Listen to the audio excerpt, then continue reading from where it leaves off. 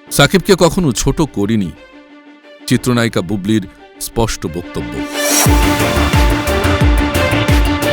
ঢালিউডের আলোচিত তারকা দম্পতি সাকিব খান ও শবনম বুবলিকে ঘিরে নতুন করে আলোচনা সৃষ্টি হয়েছে।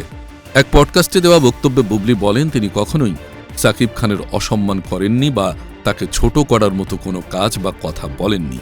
বুবলির ভাষায়, হয়তো আমি আমার স্ট্রাগলের কথা বলেছি, আমার প্রত্যাশার কথা বলেছি, কিন্তু কখনো কাউকে ছোট করিনি। তার এই মন্তব্য সামাজিক যোগাযোগ মাধ্যমে ছড়িয়ে পড়ার পর ভক্তদের মধ্যে শুরু হয়েছে নানা আলোচনা সমালোচনা। উল্লেখ্য, সাকিব খান বাংলাদেশের জনপ্রিয় চলচ্চিত্র নায়ক। তার প্রথম স্ত্রী ছিলেন চিত্রনায়িকা অপু বিশ্বাস। পরবর্তীতে তিনি বুবলিকে বিয়ে করেন। ব্যক্তিগত জীবন ও সম্পর্ক নিয়ে বিভিন্ন সময়ে আলোচনায় থাকলেও এই সময়ে নতুন আলোচনা, বুবলি নাকি দ্বিতীয় সন্তানের মা হতে যাচ্ছেন।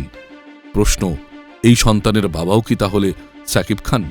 বুবলির সাম্প্রতিক এই বক্তব্যকে অনেকেই সম্পর্কের টানাপোড়েনের বিষয় নিয়ে চলমান জল্পনা কল্পনা হিসেবে খুব গুরুত্বের সাথে দেখছেন।